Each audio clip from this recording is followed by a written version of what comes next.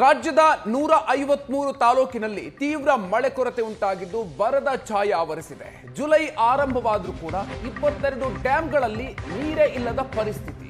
ಹೀಗಾಗಿ ಕೃಷಿಗೂ ಕೂಡ ವಿಘ್ನ ಉಂಟಾಗ್ತಾ ಇದೆ. ಆಗಸ್ಟ್ ನಂತರ ಮಳೆ ಬಾರದಿದ್ರೆ ಈ ದುಸ್ಥಿತಿ ಮತ್ತಷ್ಟು ಕಠಿಣ ಆಗಬಹುದು, ಮತ್ತಷ್ಟು ಗಂಡಾಂತರಕ್ಕೆ ಕಾರಣ ಆಗಬಹುದು. ಡ್ಯಾಂಗಳು ಖಾಲಿಯಾಗಿದೆ.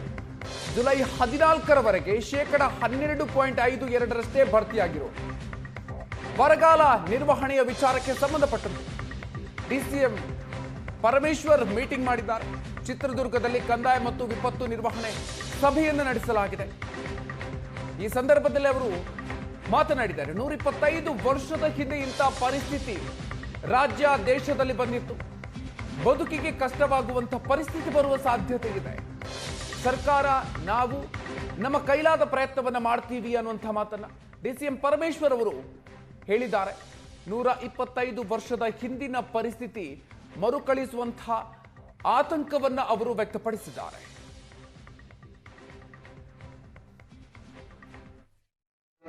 ನಮಗೆ ಇರುವಂತಹ ಮಾಹಿತಿಗಳ ಪ್ರಕಾರ 125 ವರ್ಷದ ಹಿಂದೆ ಇಂಥ ಪರಿಸ್ಥಿತಿ ರಾಜ್ಯದಲ್ಲಿ ಮತ್ತು ದೇಶದಲ್ಲಿ ಬಂದಿತ್ತು ಅಂತ ಹೇಳಿ ಇವತ್ತು ನಮ್ಮ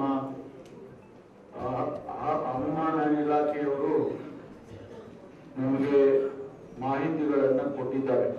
ಎಲ್ಲಿನೋ ಅಂತಕ್ಕಂಥ ಒಂದು ಪ್ರಕೃತಿಯ ಬೆಳವಣಿಗೆ ಪೆಸಿಫಿಕ್ ಓಷನ್ ನಲ್ಲಿ ಪ್ರಾರಂಭ ಆಗಿ ಏನು ಸ್ವಾಭಾವಿಕವಾಗಿ ನೀರು ಎವಾಪರೇಟ್ ಆಗಿ ಮೋಡ ಆಗಿ ಅದು ಭೂಮಿಗಳ ಮೇಲೆ ಬಂದು ಮಳೆ ಆಗ್ತಕ್ಕಂಥ ಪ್ರಕೃತಿಯ ಒಂದು ಬೆಳವಣಿಗೆ ಅದು ಇವತ್ತು ಆ ಏನು ಸಮುದ್ರದ ಮೇಲೆ ನೀರಿನ ಉಷ್ಣಾಂಶ ಜಾಸ್ತಿಯಾಗಿ ಬಹುಶಃ ಬೇರೆ ಬೇರೆ ರಾಜ್ಯದಲ್ಲೂ ಕೂಡ ಮಹಾರಾಷ್ಟ್ರ ಇರ್ಬೋದು, ಉತ್ತರ ಪ್ರದೇಶ ಇರ್ಬೋದು, ಬಿಹಾರ ಇರ್ಬೋದು, ಮಧ್ಯಪ್ರದೇಶ ಇರ್ಬೋದು, ಅವರೆಲ್ಲರೂ ಕೂಡ ಇವತ್ತು ಈ ಒಂದು ಪ್ರಕೃತಿಯ ವಿಕೋಪದಲ್ಲಿ ಸಿಕ್ಕಿ ಹಾಕೊಳ್ಳುವಂತ ಸಾಧ್ಯತೆಗಳು ಹೆಚ್ಚಿದ್ದಾವೆ.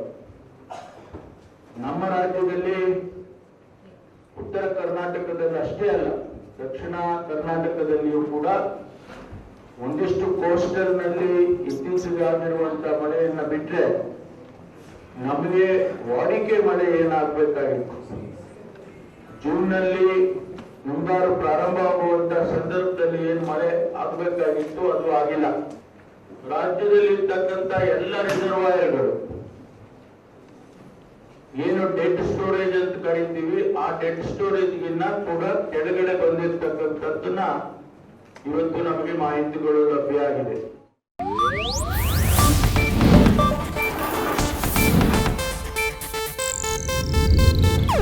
ಇದು ಏಷ್ಯಾನೆಟ್ ನ್ಯೂಸ್ ನೆಟ್ವರ್ಕ್ ಪ್ರಸ್ತುತಿ.